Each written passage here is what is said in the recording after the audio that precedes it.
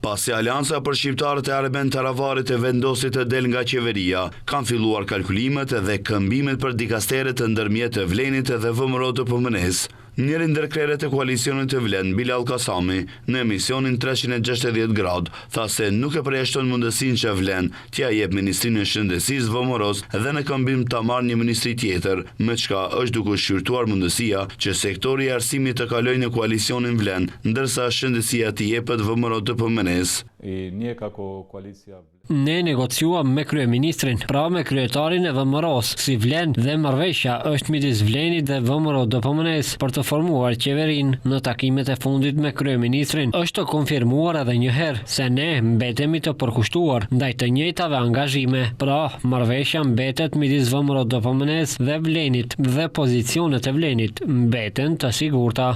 E pyetër nëse do të zëvendësonte Taravarin në shëndetësi, ministri aktuale e arsimit e Vesna Janevska tha se është herët për të menduar për një gjë të tillë. Qeveria ka një kryeministër dhe ndoshta edhe një ekip negociator. Kjo është puna e tyre. Ata do të thonë si do të jetë. Është shumë herët për të menduar për diçka të tillë.